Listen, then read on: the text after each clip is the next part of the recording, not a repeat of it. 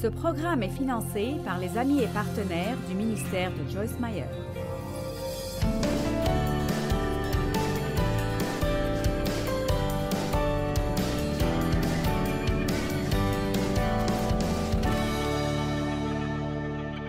Nous sommes sanctifiés, et ce mot veut dire « mis à part » pour une utilisation spéciale et sainte. Ceci est mon verre pour ces réunions, et nous ne l'utilisons pas pour autre chose. Êtes-vous avec moi? Je suis la seule personne qui boive de ce verre. Maintenant, c'est un exemple pathétique, mais il est mis de côté pour mon usage. Et bien que ce ne soit qu'un verre, les gens ont de la révérence pour mon verre. Combien d'entre vous ont compris? Bien, c'est un exemple pathétique de ce que Dieu nous dit, que nous sommes mis à part, sanctifiés pour son usage. Nous appartenons à Dieu Tout-Puissant, notre Père qui est aux cieux. Saint est ton nom. Vous ne pouvez plus prier la prière du Seigneur de la même manière que vous le faisiez. Cette prière couvre tout. Apocalypse 4, 1 à 8. Après cela, je regardai, et voici une porte était ouverte dans le ciel. La première voix que j'avais entendue, comme le son d'une trompette, et qui me parlait, dit « Monte ici, et je te ferai voir ce qui doit arriver dans la suite. » Aussitôt, je fus ravi en esprit. Et voici, il y avait un trône dans le ciel, et sur ce trône, quelqu'un était assis. Celui qui était assis avait l'aspect d'une pierre de jaspe et de sardoine, et le trône était environné d'un arc-en-ciel semblable à de l'émeraude.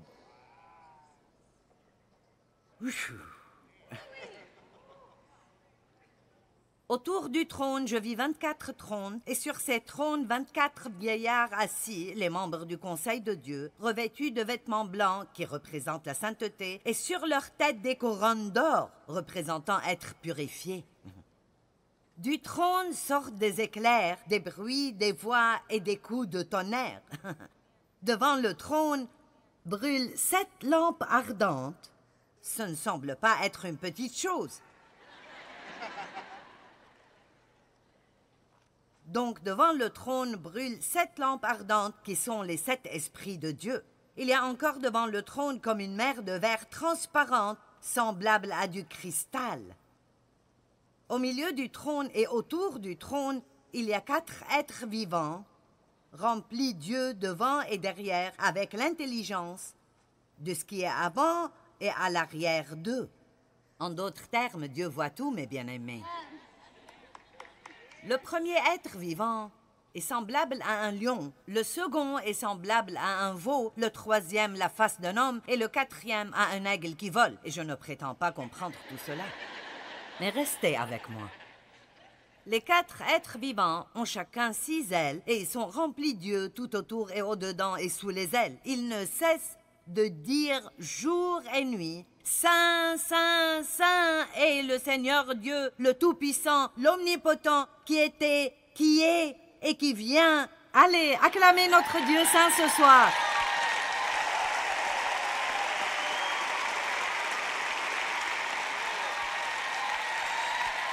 Maintenant, peut-être que je m'assierai un peu pour vous dire ça, peut-être que je semblerai plus gentil. Écoutez. Si nous savons vraiment qui est Dieu et combien il est bon et extraordinaire, pourquoi n'arrêtons-nous pas de faire des choses stupides?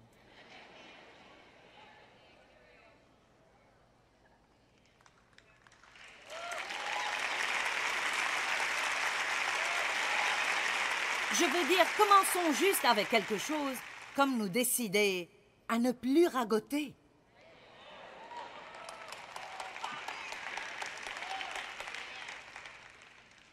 Nous ne parlons pas de faire des choses pour obtenir la faveur de Dieu. Nous parlons de faire la bonne chose parce qu'il est un Dieu saint et parce qu'il est un Dieu qui mérite notre louange. Et la vraie louange est plus que chanter quelques chants une fois par semaine.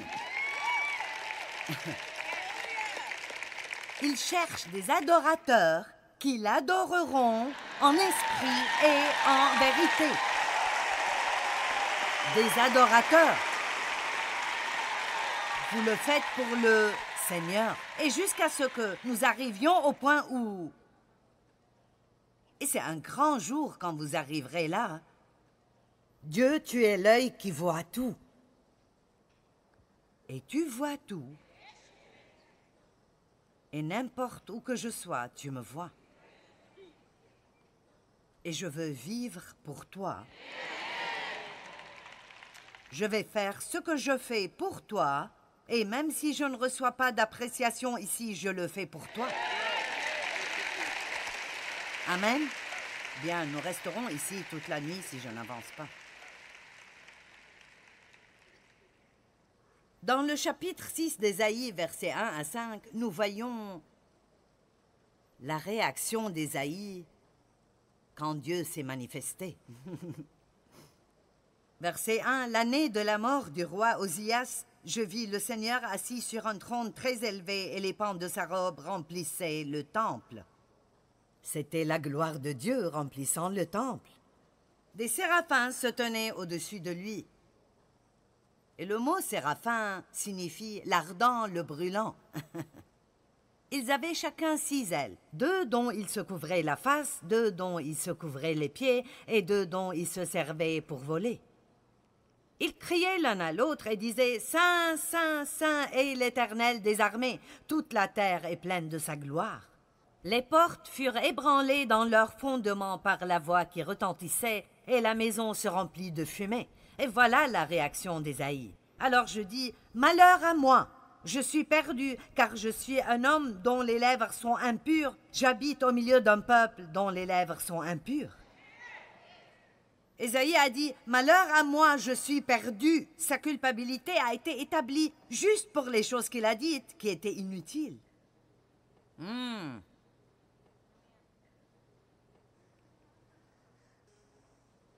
Si quelqu'un commence la phrase « Dieu est » et vous demande de la terminer, devinez ce que les gens diraient. Peut-être que Dieu est bon, Dieu est aimant, Dieu est miséricordieux, Dieu est gracieux, Dieu est pardonneur, Dieu est merveilleux, Dieu est saint.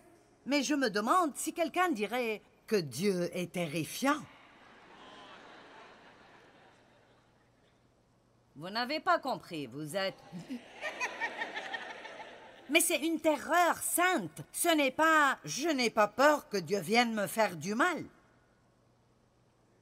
J'ai peur de le blesser. Je ne veux pas blesser Dieu. Je ne veux pas faire des choses qui lui sont déplaisantes. Je ne veux pas blesser le cœur de Dieu.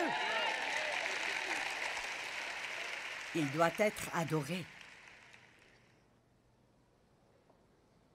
Que ton règne vienne. Nous allons de l'avant. Que ton règne vienne, notre Père qui est aux cieux, saint est ton nom.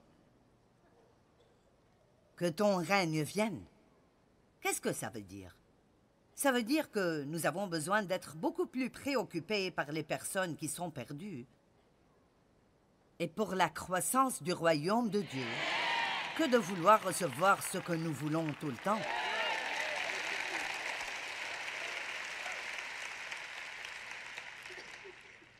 Notre monde est rempli de souffrances et d'immoralités de tout genre. Ne courez pas après les choses, ne perdez jamais votre temps à courir après les choses. Cherchez d'abord le royaume de Dieu et sa justice, et toutes ces choses vous seront ajoutées. Le cri de nos cœurs devrait être « Dieu, quelle est ma mission? Quelle est ma mission? » Votre mission peut ne pas être le conducteur de louange ou le pasteur ou être le propriétaire d'une entreprise. Peut-être que votre mission est de nettoyer les toilettes dans l'église, mais faites-le avec un sourire sur votre visage et faites-le pour Dieu. Parce que quelqu'un doit le faire, pourquoi pas vous? Amen. J'aime quand les gens me disent « c'est ma mission ». Nous devons savoir quelle est notre mission de Dieu. Peut-être votre mission maintenant est juste d'élever vos enfants et être une bonne épouse. Peut-être que votre mission maintenant est d'être le meilleur papa. Mais peut-être que votre mission est aussi de tendre la main à d'autres enfants de l'Église qui n'ont pas de père et les inclure.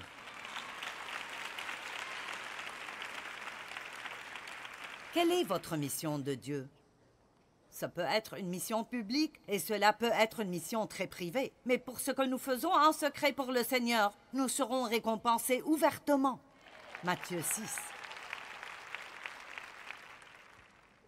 Faites votre part pour voir son royaume avancer. Demandez à Dieu de briser votre cœur pour la condition du monde aujourd'hui. Et apprenez à être un intercesseur pour les brebis perdues. Vous savez, la Bible dit que la création tout entière soupire en attendant la rédemption des fils de Dieu. Je ne sais pas à propos de vous, mais je suis heureuse ici. Mais vous savez quoi? Je ne suis pas complète ici.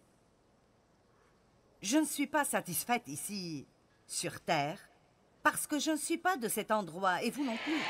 Ce n'est pas notre maison. Nous passons juste à travers. Il n'y a rien ici qui va jamais totalement, à 100% nous satisfaire. Donc arrêtons d'essayer d'amasser des choses dans le monde pour nous satisfaire et commençons à faire ce que nous sommes ici pour faire, et c'est de vivre pour la gloire de Dieu.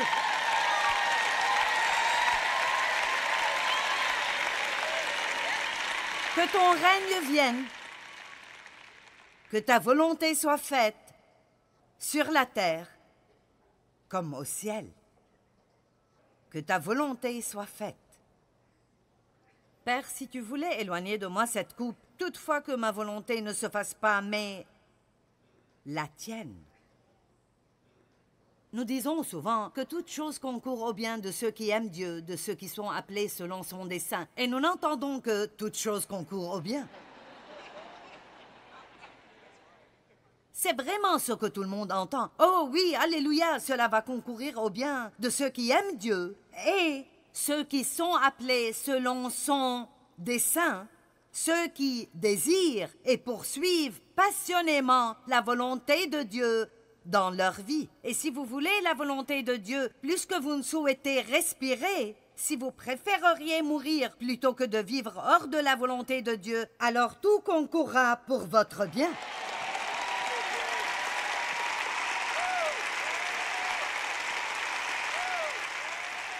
Et je sais que certains d'entre vous, vous êtes là depuis longtemps comme moi. Vous êtes juste comme moi. Vous en avez fini avec les choses du monde.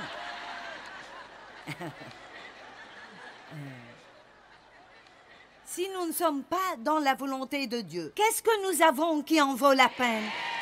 Qu'est-ce que je reçois si je fais ma propre volonté? Ça ne va pas me rendre heureuse. J'ai déjà essayé cela.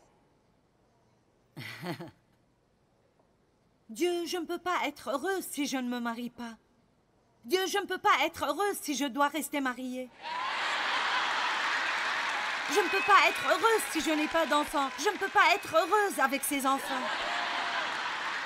Dieu, je ne peux pas être heureuse si je n'ai pas un meilleur emploi et si je n'ai pas une plus grande maison. Vous n'allez pas être heureux, peu importe ce que vous avez.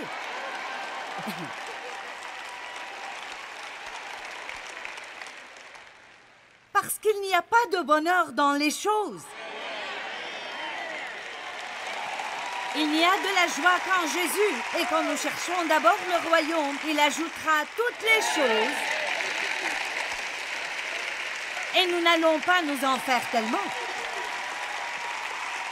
Écoutez, je me réjouis vraiment quand Dieu fait des choses spéciales pour moi, et il le fait tout le temps.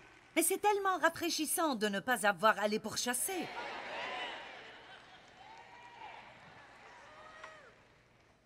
Mon Dieu! Les jeunes dames célibataires, ne pourchassez pas un homme.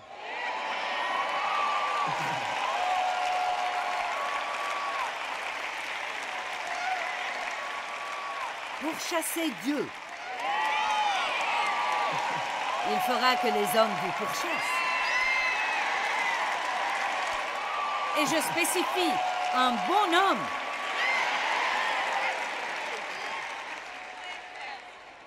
Jésus a dit, « Pouvez-vous boire la coupe que je bois ?» Écoutez-moi, faire la volonté de Dieu n'est pas toujours facile, ce n'est pas seulement amusement.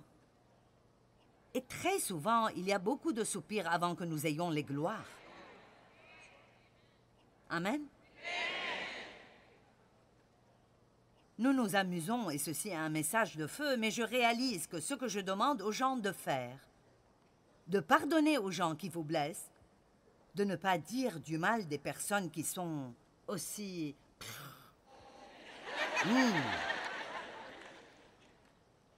Mon Dieu, parfois je dois mordre ma langue pour fermer ma bouche.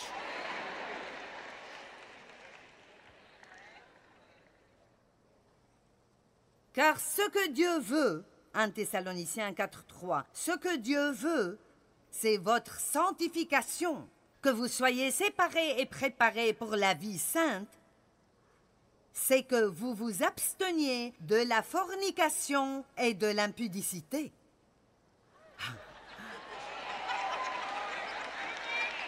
Ouh!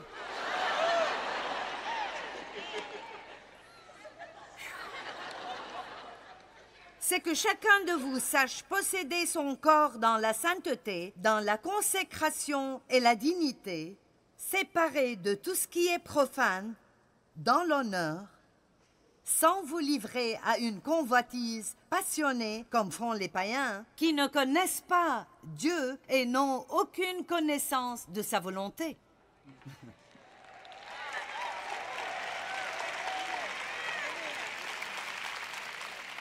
Vous êtes aujourd'hui dans une réunion sainte.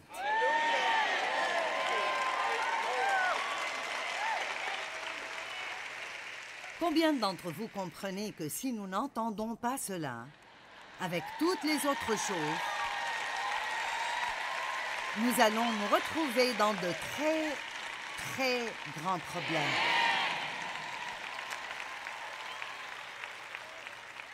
La grâce n'est pas une excuse pour vivre une vie de débauche. C'est la puissance de Dieu de ne pas avoir à vivre cette vie. Et l'amour de Dieu couvre une multitude de péchés. Mais Jésus a dit, si vous m'aimez, vous m'obéirez.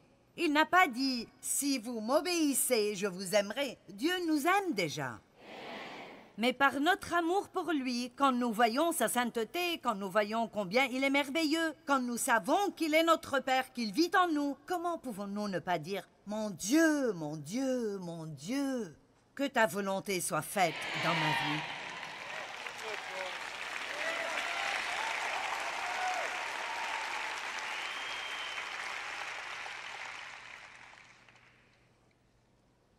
Que ta volonté soit faite sur terre comme au ciel. Donne-nous aujourd'hui notre pain quotidien. Jéhovah Jireh, le Seigneur qui pourvoit. Si vous regardez l'histoire de la manne des Israélites, elle apparaissait un jour à la fois, assez pour un jour à la fois. Et vous savez, Dieu veut nous apprendre à lui faire confiance un jour à la fois, un moment à la fois. Un jour à la fois, faire confiance à Dieu jour après jour. Ne vous inquiétez donc pas du lendemain, car le lendemain aura soin de lui-même. Dieu est celui qui pourvoit. S'ils ramassaient plus que ce dont ils avaient besoin, ils pourrissaient. Nos besoins sont nombreux, et Dieu les pourvoit tous. Une des choses dont nous avons désespérément besoin est la force spirituelle. Nous avons besoin d'encouragement. Nous avons besoin de paix, de provision, de compagnons, de sagesse, de discernement. Et Dieu nous donne tout ce dont nous avons besoin. Et mon Dieu pourvoira et suppléera abondamment à tous mes besoins. Pardonne-nous nos offenses comme nous pardonnons à ceux qui nous ont offensés. Voulez-vous vraiment que Dieu fasse cela? Vous ne m'avez probablement pas entendu. Voulez-vous vraiment que Dieu vous pardonne de la même manière que vous pardonnez aux autres? C'est sa promesse. Mieux vaut que nous soyons sérieux à ce sujet. Je n'ai pas écrit le livre, ne me regardez pas comme ça. Matthieu 6,12, pardonne-nous nos offenses, comme nous aussi nous pardonnons. Nous remettons les dettes et laissons tomber la rancune à ceux qui nous ont offensés. Matthieu 6, 14 et 15, si vous pardonnez aux hommes leurs offenses, leurs péchés volontaires, et en ne gardant aucun ressentiment envers eux, votre Père céleste vous pardonnera également. Mais si vous ne pardonnez pas aux hommes leurs offenses, leurs péchés volontaires, et en ne gardant aucun ressentiment envers eux, votre Père ne vous pardonnera pas non plus vos offenses. Nous n'entendons pas ça tout le temps, n'est-ce pas?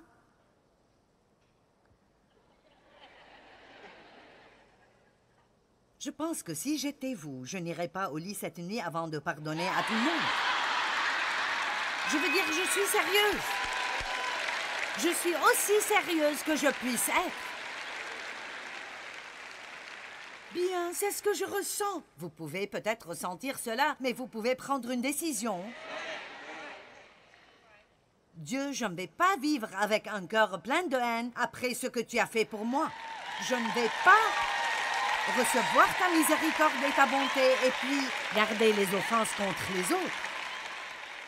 Et puis mettez-vous face à terre et enfoncez votre visage dans le tapis et restez là jusqu'à ce que Dieu vous donne la grâce et la force de vous lever et aimer les gens qui étaient dans la catégorie ennemie.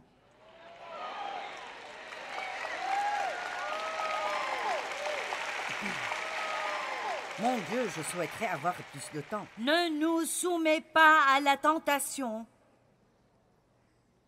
mais délivre-nous du mal. Priez cela chaque jour de votre vie. Ne nous soumets pas à la tentation, mais délivre-nous du mal. Laissez-moi vous raconter.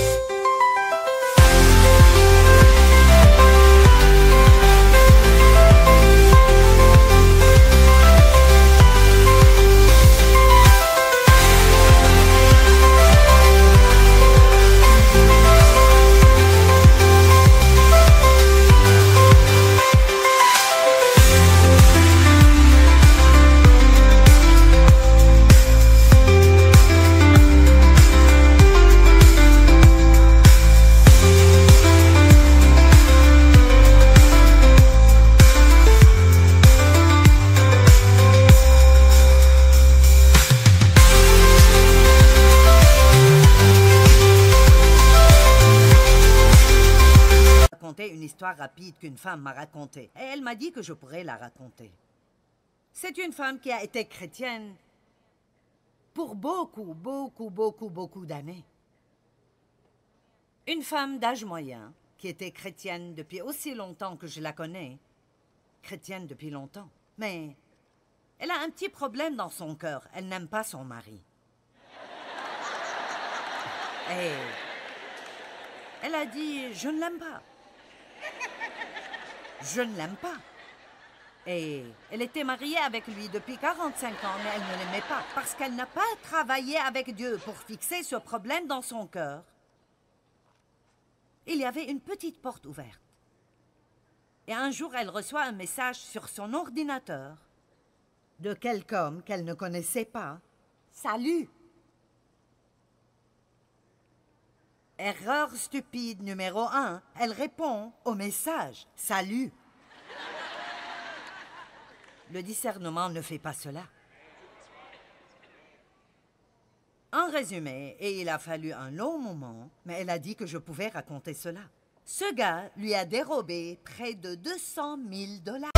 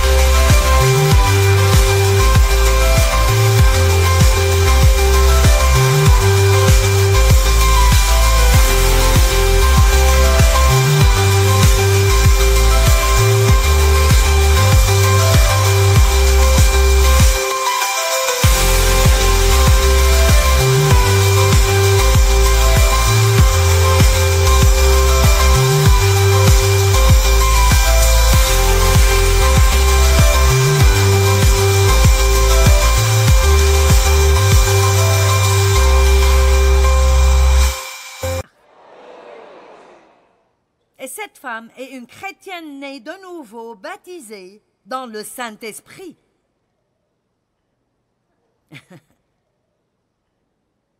Laissez-moi vous dire quelque chose. Nous avons des choses dans notre cœur.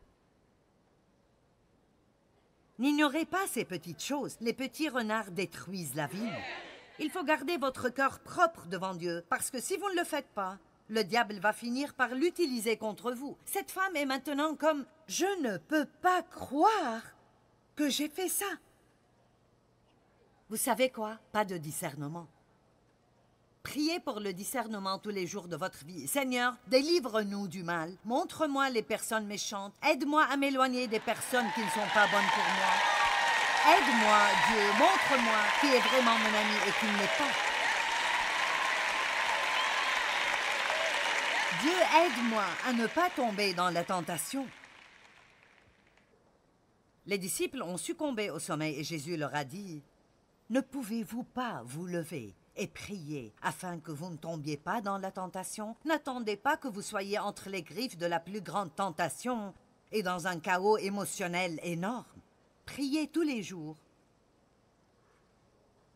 Ne nous soumets pas à la tentation, mais délivre-nous du mal. » Pourquoi? Parce que vous êtes les seuls qui avez le pouvoir de faire ça.